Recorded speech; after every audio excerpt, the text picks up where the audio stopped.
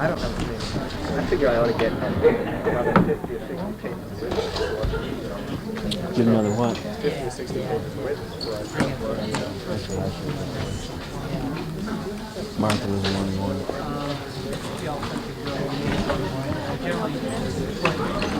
Tape on the side. I read, I started, I didn't quite finish the stuff that but I know that still. It's not a good article. I've read it. I have one on property of the original. I just have to really. It's just really superficial. It doesn't. There's a lot of things that's out there, but it doesn't. I didn't quite finish it. You know, it gives you some quotes that you might not see.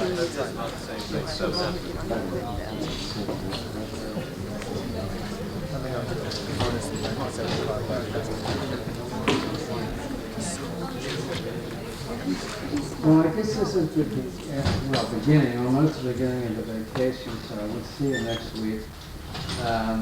So I ought to say in advance that I'll be leaving actually away April the 12th and 13th. So we'll have a lecture on that here that Wednesday. I guess that's April the 11th.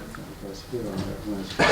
So I'll prepare ahead of time for that. And I have to do some reshuffling, but I'll talk to you all about how to work that. I'll have to be away that April the 13th. I thought what I would do is to go over a bit what I went over very fast at the end of last time, because I think it's sufficiently important and to gain preparation for what I hope to do is freshman mill. So I will keep that a bit, but I hope not too much.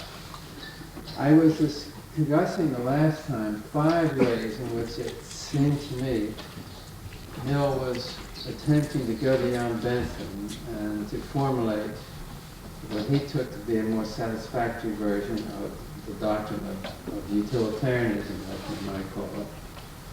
And I mentioned 5 ways, and one was that Bentham had not given, he thought, a satisfactory justification of the principle of utility. So Mill wanted to give some account of the philosophical foundation, and I mentioned that. He also wanted to go beyond the principle of utility as conceived, as applied by Bentham, namely what Mill calls in the remarks the principle of specific consequences, which took into account the consequences of that kind of action which one was evaluating when in general performed by all other people, all other relevant people, a kind of principle of universalizability as it's subsequently been called. Mill thought it was also important to take into account the consequences of actions and the repeated performance of actions on character. And he was interested in that because he felt that institutions were important means of educating to and fashioning people to have certain forms of character. And he was interested in how the basic form of institutions shaped and formed a kind of national character. He wanted then to characterize a principle of utility that would be suitable for how institutions should be characterized and set up, that were going to have those kind of fundamental consequences on human character. Another, or the third way in which he wanted to go beyond Bentham was a matter of a psychology. He wanted to go beyond Bentham's egoistic psychology. So Mill thought, again, I'm not supposing that this is a fair to Bentham. We're talking about how Mill thinks of Bentham, which is all, is important. And then the fourth thing that I mentioned, although indirectly, is to develop the principle of utility and its various companion principles. The one I will talk about today, principle of liberty, to develop those as basic political principles now that are to be influenced and to shape and to guide public discussion. And it's in the essay on liberty in particular where Mill does this. He doesn't do this, I think, in any obvious way in the essay on utilitarianism, and it's part of the problem of interpreting his utilitarianism to see the connection between the two essays. They were both written roughly 1854 to 59. The separate dates are not important. And indeed, he'd been thinking about these ideas for a long, long time, well over 20 years before either of them were written. So one ought to think of them as expressing different aspects of the same doctrine. And then the final thing I was discussing at the end last time we got onto was Mill's account of justice, which is in chapter 5. And that chapter plays a very important part in understanding Mill's principle of liberties, I hope to make clear.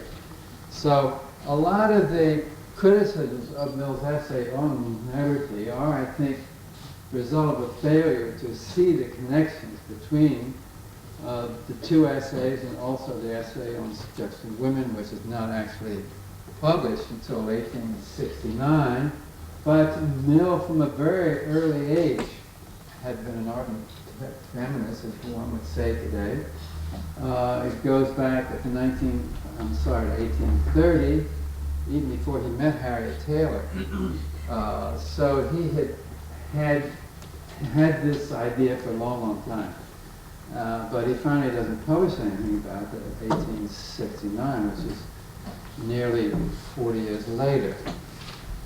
So none of these ideas are new with Mill. We have to see them as all connected with the same view. So you have to read the essays together. You have to notice how they might fit.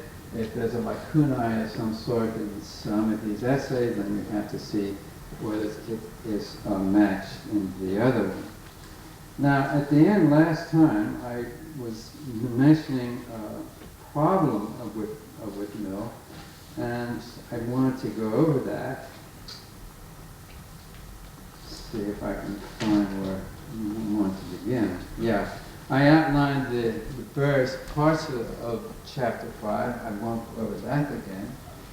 Now, the question I want to raise, and then we want to see if the essay on liberty has any kind of answer for it, or an attempted answer for it, is this. Namely, whether or not utilitarianism in the form in which Mill develops it specifies an adequate foundation for what I've been calling basic rights and liberties, and what he calls in the chapter 5 of the essay on utilitarianism, moral rights, these very kind of rights that protect the essentials of human well-being. Does he give an adequate foundation for those? Now, the problem arises because offhand there appears to be a conflict of sorts within Mill's view, and I hope to explain this a bit more clearly than I did the last time. So, I'll begin by mentioning that there are three features of the concept of the basic rights, or rights, or moral rights in Mill's view, and which I think are reasonably standard. The first is that basic rights provide reasons with a special weight and urgency for establishing legal rights. In other words, if we have a moral right of this sort, the kind that Mill discusses, basic right, it provides a reason of special urgency for society to protect it.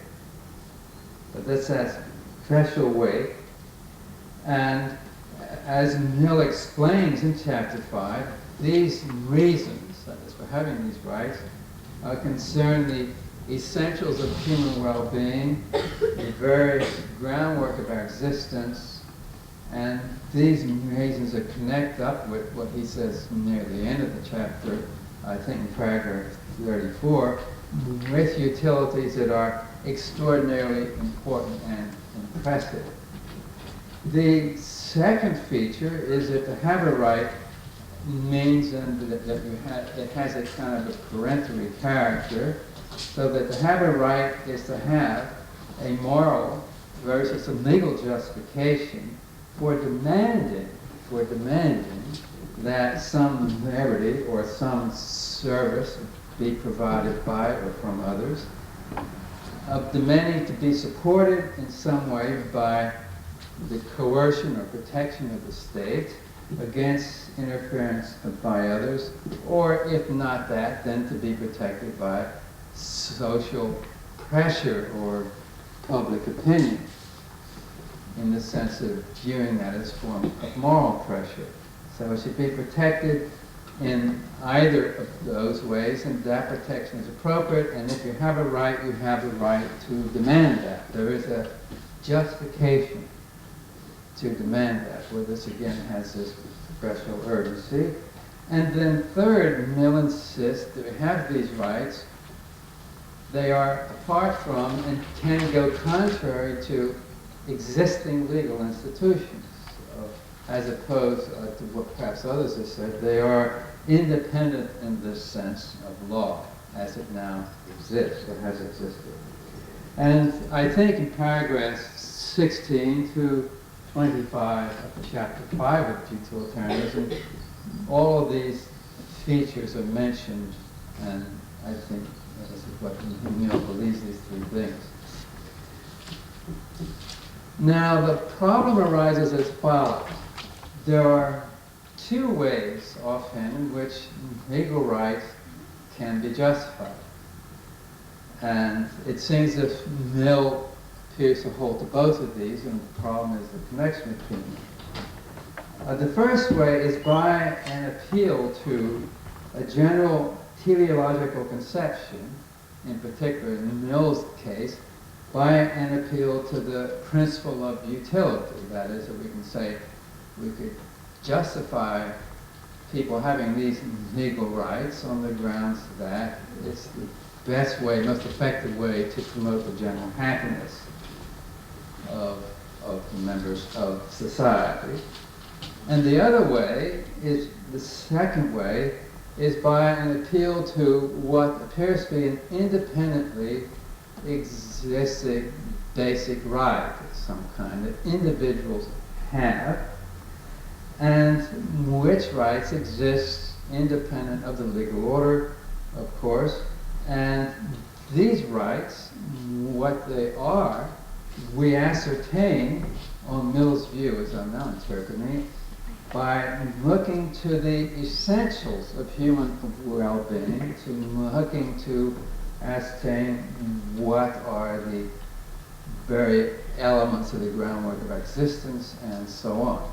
And those things, that is, what are these essentials, what are these various elements of groundwork of our existence, is not decided apparently by some appeal, roundabout appeal to the notion of utility and how it would be satisfied in aggregate happiness, but by examining the nature of human beings individually and seeing what it is that comprises the essentials of their well-being, the very elements of groundwork of their existence, and so on.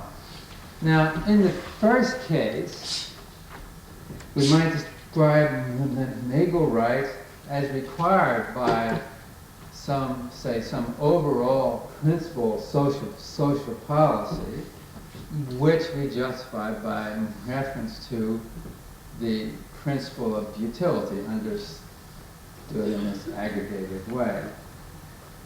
In the second case, the basic rights are justified, that is, legal rights, will be justified by some antecedent and independently established moral rights. Now, these two kinds of justification offhand seem quite different as they have been described.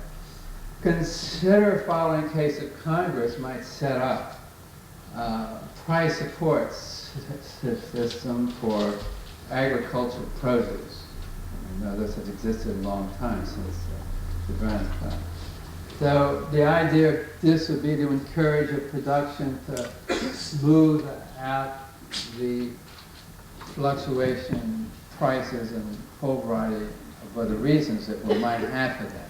Perhaps there's a bad reason, perhaps it's a bad policy, but that isn't the point at the moment. The point is that it would be introduced to achieve various economic objectives, and the justification might be, in some sense, the aggregate social advantage. We might say that's a question of policy, a policy that Congress might adopt. And no one would suppose that, say, farmers or other people benefited from the policy, perhaps the consumers, from regular or non-fluctuating smooth prices, have a basic right to a price support scheme. If the scheme exists and so forth and so on, and if they have undertaken various things and expectations continue to exist, then of course they have a right in the sense of a legitimate expectation that we talked about before. But in the absence of the institution, we wouldn't say, I think, in the same way as we would say that they have a basic right to price supports, in the way in which we would say people have a right to vote, equal political rights, or liberty of conscience, or something of that sort, or whatever we take the basic rights to be. The two reasons offhand appear to be different. So the point then is this: that a policy like that price supports would be justified by an appeal to some, or might be, by some aggregate total of well-being, if it was within some framework of basic rights. So for social ends as a whole. Whereas the justification of laws by reference to antecedent moral rights, the kind that we talked about in chapter 5, does not. Thus, the latter kind, as I said, appears to refer to separate, defined requirement, that is, independent of principle of utility, as far as one can tell. So the mill then seems to be committed to a criterion for identifying basic rights that actually seems to have two components to it. One component is his official view that when you ask him, he will always say, well, the grounds of the basic rights is by appeal to the general principle of utility. That's his official view. The non-official view, that is, that I think you find in the text of chapter 5, there's another way to identify the basic rights, and that's through the essential elements of individual well-being that are grounded in what human beings are required, in some sense. Now, if his theory is to avoid contradiction, and this is a familiar, long-standing question about Mill's view, it would seem to require the following has to hold, namely that the two components, leaving aside exceptional cases, cannot diverge. And what this would mean is that general utility would always require general public legal rules, which would then establish legal rights and social protection of these essential elements of human well-being, or the elements of the groundwork of our existence, and so forth, and so on. And that these rights would include, or these general rules would include, the protection of certain equal basic rights. So the view is it would have to be, it would seem, that if we apply the general principle of utility in the correct way, the way in which Mill understands it, we would be led to institutions that require, set up certain general rules that establishes equal rights. And the problem is, how can we show that institutions and rules which deny some minority, say, these equal rights, could never result in the aggregate, on the whole, to a greater balance of utility? How can it be shown that the way in which Mill understands utility, it will lead to rules of this kind that treat all persons alike, all persons alike with respect to these equal basic rights?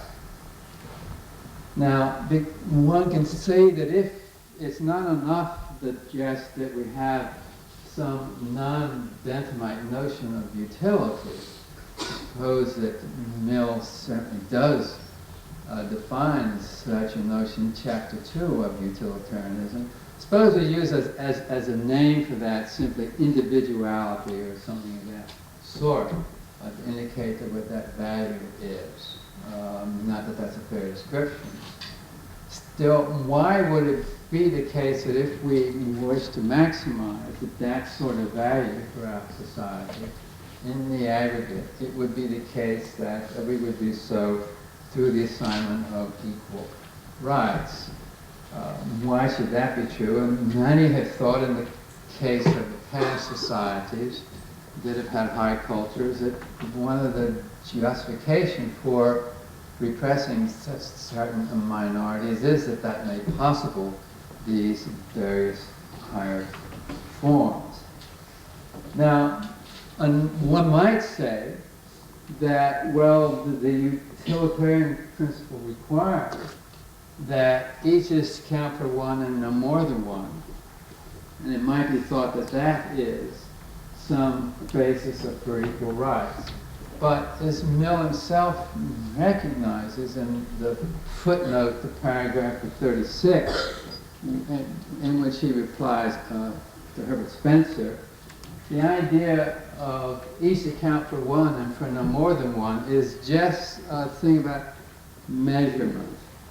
What it says essentially is that equal units of pleasure or happiness, I'd say happiness would be fairer things, suppose we had some idea of the unit of it, that equal units of happiness are to be counted the same, whose ever happiness it is.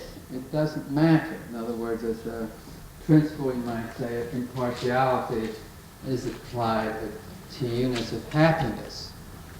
In order to give some bite to this, there was a man named Henry Maine who wrote a book on ancient laws, a well-known book, and he gives a case of a Brahmin. I don't know if this is a fair example, but Brahmin was being explained by Henry Maine, fair to Brahmins, that is, being explained to the Brahmin what Bentham's principle is. And the Brahmin said, well, that's all right at the point where the Brahmin's pleasure should count for 25 and everybody else up to 1 per unit. And that's the way of saying that you're going to all each account for one means is that the weights on all of the measures are the same for everybody, and you don't weight them differently. So that doesn't say anything yet about equal rights, and Mill is aware of that. So we have the problem, and that does Mill offer any kind of argument to show that if we apply the principle of utility correctly, why then we ought to end up with these general, public, legal rules that will assign equal basic rights to everyone, and if so, rights of what sort? Is there any argument? Well, there is not an argument in utilitarianism. There's the assertion, one, I suppose that is the case, but I don't believe the details of it are not laid out, or any idea of what the details might be. But I do think there is such an argument attempted, at least in the essay on liberty and in subjection. And that's why I think they're important and why you have to take these essays together. And I have gone into this background to convey that to you, that you have to take the essays together if we are to be fair to Mill. And of course, there isn't any point in talking about anybody here or anywhere else if you don't read them in their best form. There is no interest in doing it otherwise. So we want to read Mill and interpret the view, and I hope we have done this with also with Locke and Hume and Kant and so on. Read them in their best way. To do what one can to make their views come out right, or as well as we can do for them. We have to assume that they are at least as smart as we are, and if we could think up an objection, they could too. And if we could think up an answer to it, so then could they, and so forth. So we see how far we're able to push it. Okay, well that's just a little Friday afternoon sermon. Now we'll get on liberty, say some things about it.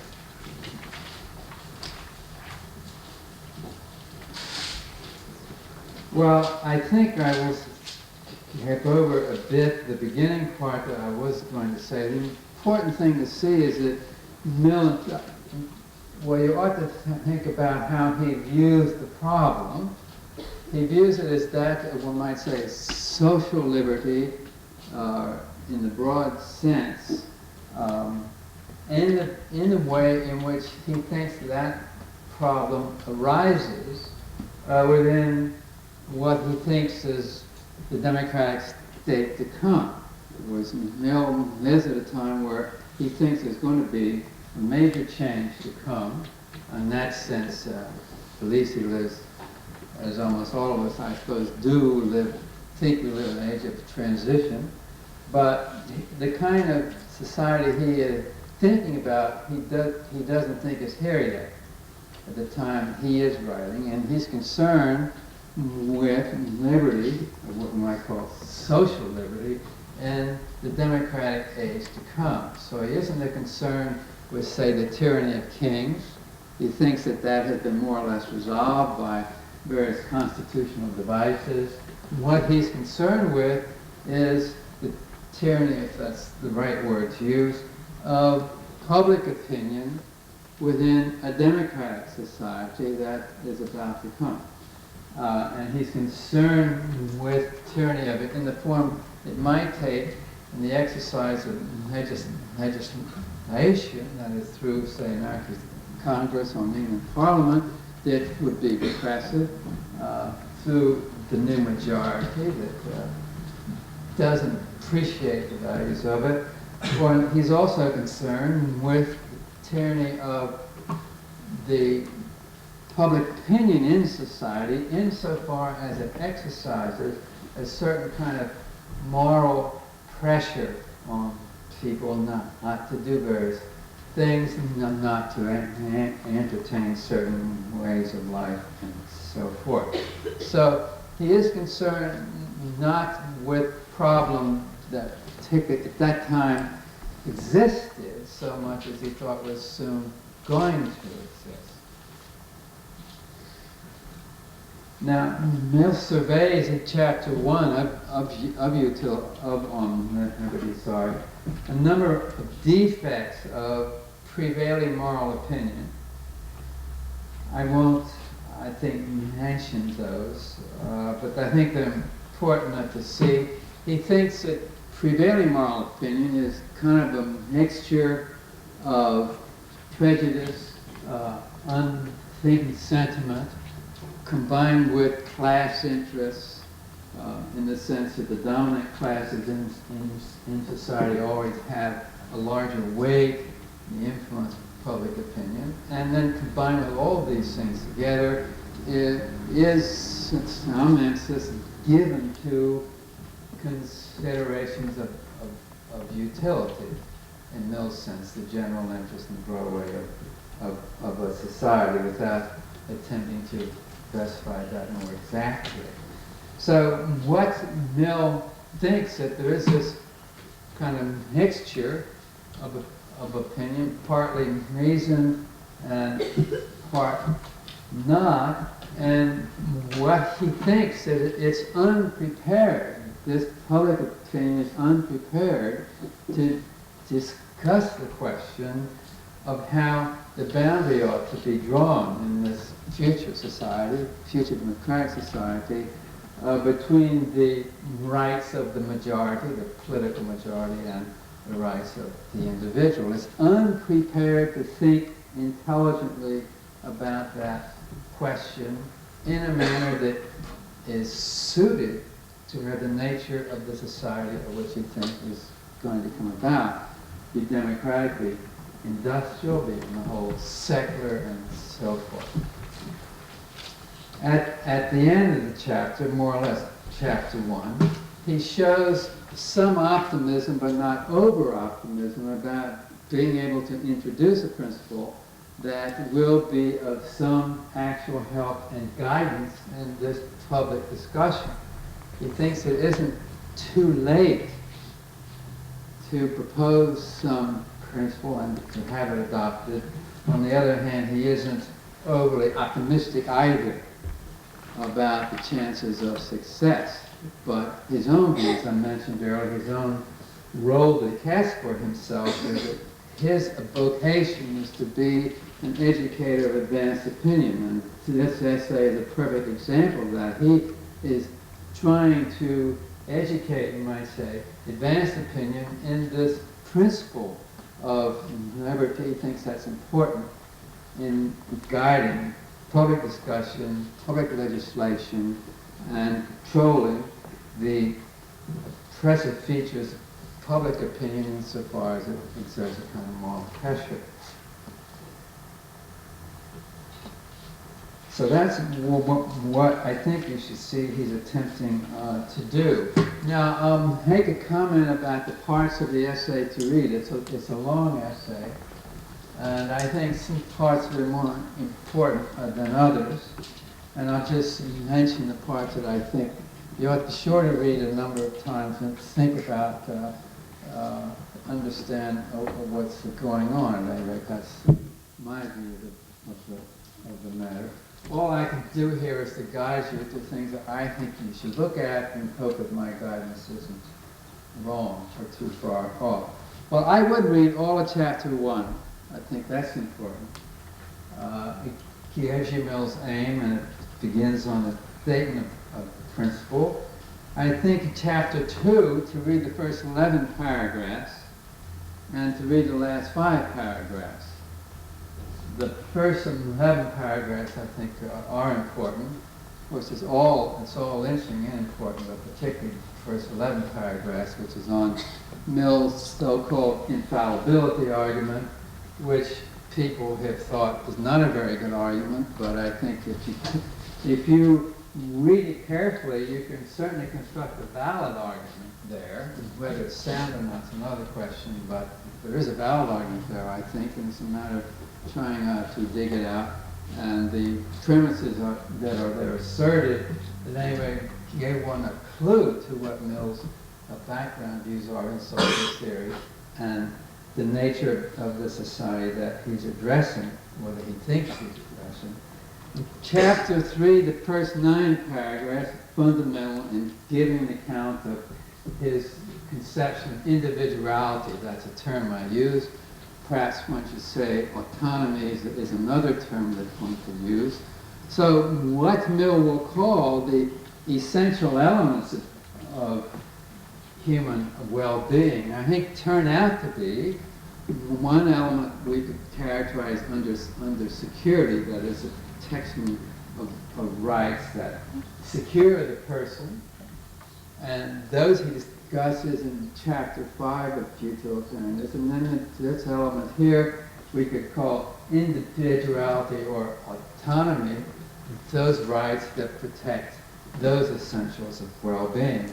And that feature of Mill's view is discussed in paragraphs 1 to 9 of chapter 3.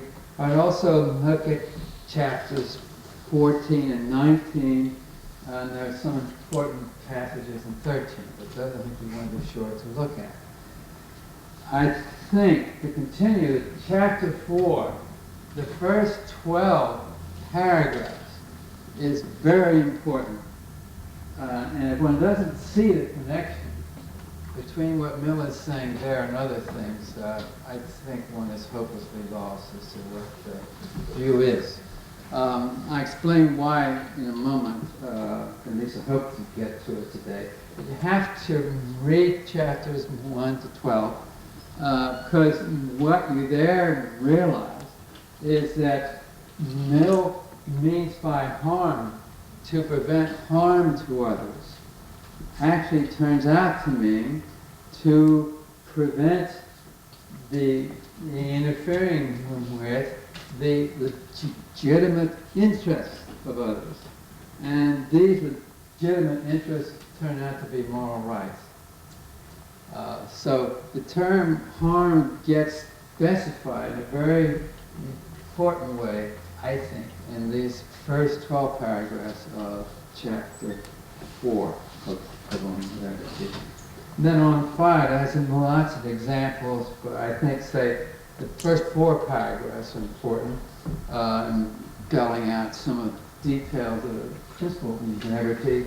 And then 16 to 23 are interesting comments on government and the relation between government and bureaucracy and free development of character and so forth. Okay, now, that's some parts of that essay for you. Now I will attempt to run over the principle of liberty, what it says. And I'll give you an interpretation of it, which I hope is helpful. Mill states the principle in paragraph 9 of chapter 1 and elsewhere. The first statement is the following: the sole end for which mankind are warranted individually and collectively in interfering with the liberty of action of any of their number is self-protection. Mill adds that the only purpose for which power can be rightly exercised over any member of a civilized community against his will is to prevent harm to others. His own good, either physical or moral, is not a sufficient one. Someone else's good, and then I quote, for someone else's good is a good reason for remonstrating with him, or for reasoning with him, or for persuading him, or trying to, but not for compelling him, or visiting him with evil in case he doesn't harm others. In other words, if we can try to persuade someone to do things that we think are going to be injurious to their own good, we can advise them and do a variety of other things. But the thing we can't do is exercise legal coercion and pressure moral opinion insofar as it becomes a coercive. So he's drawing a distinction between advice, persuasion, and in chapter 4, in paragraphs 1 to 12, certain natural sanctions also. As if people do things that we think to be unworthy of human beings, then we won't associate with them. And that, you might say, is a penalty of some kind. He thinks of that as a natural penalty, and various attitudes that one will have toward people of that sort is inevitable. He's not condemning it so long as it does not become a form of moral pressure. Maybe a hard line to draw, but he's attempting to draw that line. To justify that, what we have to do to justify of coercion in either of these forms, legal or moral, is we have to argue it's likely to produce harm in the sense that I earlier described to someone else. And Mill then goes on to say that regarding this part of our conduct which concerns ourselves, he says, our, quote, our independence is of right absolute. He also says, quote, over himself, over his own body and mind, the individual is sovereign. Remember, Locke said something like that in the state of nature. Now, this principle is, of course, intended by Mill to apply to restraints of liberty, which are the result, as I was saying, of what he calls the moral coercion of public opinion as well as to legal institutions. And so suppose we try to sum up what he says. I will give an interpretation of what I think this principle means or comes to. And I'll put it in three parts, which I hope will make it easier to understand. The first part is that society, by means of law, or coercive institutions, sanction of law, or by moral coercion, in the sense of pressure of public opinion as a moral opinion, as opposed to whatever else it might be, can never interfere with individual beliefs and with individual conduct and associations and so forth, unless that conduct injures the legitimate interests of others. Where legitimate interests of others now is going to be interpreted according to chapter 4, paragraphs 3 to 12. That, in other words, instead of saying harm, you're making the substitution of legitimate interests of others and reading it in light of chapter 4, paragraph 3 to 12. In particular, to make this more specific, reasons only, reasons of right and wrong of some sort can be appealed to. And therefore, this excludes, first of all, paternalistic reasons. That is, reasons which appeal, say, only to the other person's good. You cannot appeal to reasons of that sort to justify legal coercion or the coercion of public opinion as moral opinion. So there's some notion of the wise or the prudent that we can appeal to in advising people, but that will not be a kind of reason that we can give to justify legal or moral coercion. Another kind of reason that we cannot appeal to is reasons of excellence or ideals of human character or perfection, specified, say, by reference to our societies or someone else's ideals of excellence. So we cannot appeal then to paternalistic reasons as defined or to reasons of excellence as defined. And the third kind that we can't appeal to either is to our dislike or to our preferences. We might just not like there to be certain kinds of people around, as I mentioned the other day, doing certain kinds of things. We don't attempt to justify it. We find all kinds of mysterious. We just say, I don't like it. I have a preference that should not exist. So one represses it or whatever. Makes it more difficult to do. So we have three kinds of reasons that it will be excluded as the kinds of grounds that we can appeal to in justifying legal coercion by law or the pressure of moral opinion. So what is essential then to Mill's principle of liberty in this first formulation, or this first part of the formulation, is that it excludes certain kinds of reasons. And it isn't that they only have a small weight, they count to zero. The principal will count them to zero. That's how I'm interpreting it. They just don't count at all. If you offer them, you don't understand what the principal says. That's why I'm interpreting it. This may be wrong. It's something you can check out because I'm making a proposal. The second thing is that if certain forms of conduct do injure the interests of others, the legitimate interests of others, because it does interfere with that, injure them, then society may consider whether these forms of conduct should be restricted.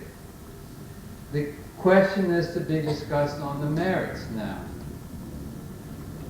But when it is discussed on the merits, we have to exclude these three kinds of reasons. So again, when we ask on balance whether it should be restricted, we can't take into account the reasons that are excluded, but we may discuss the question, because it may be that certain things do interfere with the legitimate interests of others, and so we have to constrain it. But we don't enter into these other matters in assessing whether it should be restricted. So that, so what we have to do then is to look to these reasons, the only ones that are allowed, and it may be or may not be that we limit it. It all depends on how that balance turns out. Well, I'm going to skip some things here. I'm hoping not too much, but to hang together to a certain extent. Okay, so there are these three rights that Mill thinks will be protected by the principle of liberty, and he enumerates these. And discusses in chapter 2 the first liberty said, which is that covering the inward domain of consciousness, liberty of conscience, freedom of thought and feeling, absolute freedom of opinion, and sentiment on all subjects, practical and speculative, scientific, moral, and theological, and so forth. We're taking a sort of what we call freedom of thought and liberty of conscience is taken concern with there. Also, freedom of speech and freedom of expression, as far as that certainly involved with political matters. The second would be liberty of taste and pursuits, framing our own mode of life to suit our character without restraint, so long, again, as we do not injure the legitimate interests of others, would turn out to be their moral rights as defined by Chapter 5 of Utilitarianism. And 3, the third liberty is particularly concerned with is freedom of association. And in Chapter 2, he talks about the freedom of thought and liberty of conscience. Chapter 3 about this, that's the second one, our freedom to develop our own character, our own mode of life, etc. And then 4 takes up, among other things, freedom of association, and 5 are these examples. And then 13 and 1, he says that no society in which these liberties are not, on the whole respected, is free, or whatever it may be, it's a form of government, and none is completely free in which they do not exist, absolute and unqualified. Now, one might want to ask, where did these rights come from? And how should this principle be interpreted? I don't know if I'm going to be able to get over this, but so maybe I will try to give an account, and I'll begin with this after the vacation, the final point. But let me indicate what I think is going on. we ask where these rights are protected by the principle of liberty come from, and how is that principle justified, then I think we have to look to Mill's account of what he calls the permanent interest of man as a progressive being, a phrase which he uses in chapter 1 of Liberty. We have to try to see what these interests are, permanent interests. And to boil things down a bit and have some phrase that we can refer to, I think the phrases I used earlier will do. One set of these permanent interests we can collect under the phrase of security of our person, and the kind of things he's referring to in chapter 5 of utilitarianism. Protection of basic rights of certain kinds, freedom from arrest, and all those things are fundamental for him. Then there will be the other one, which we can call either individuality or autonomy, in one way in which he reflects them. So he thinks that those interests are permanent interests, and there might be others and some refinement of them that we could want to include among these. Now, you have to remember a part that I skipped over, that in chapter 1 of On Liberty, Mill supposes that this principle applies only under certain historical conditions.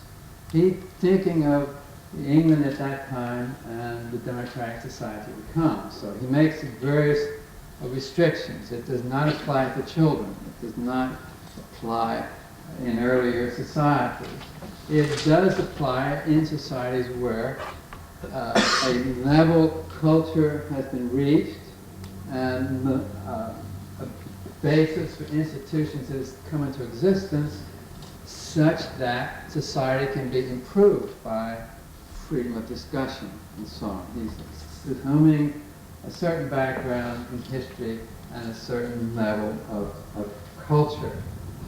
Recall also he thinks that, again going back now to chapter 2 of utilitarianism, made this distinction between the higher and the lower pleasures. And I emphasize that that's mainly a dualism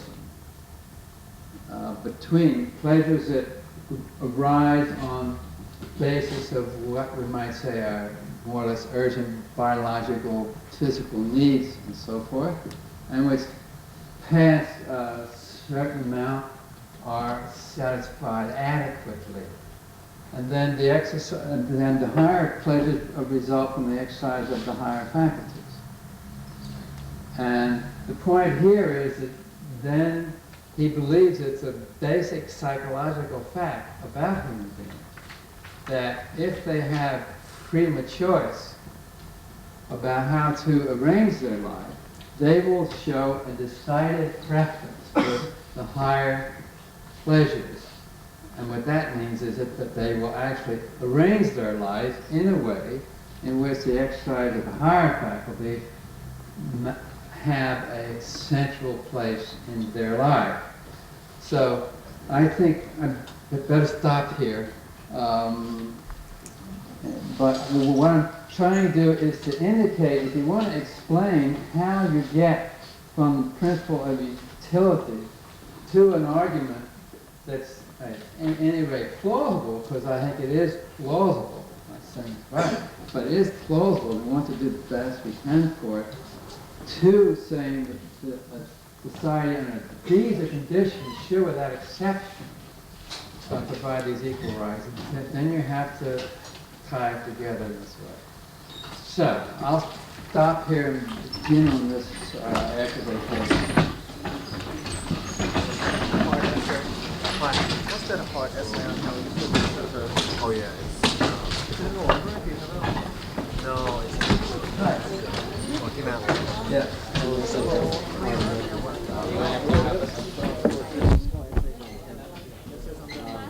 Yeah, if you can't find mine, you can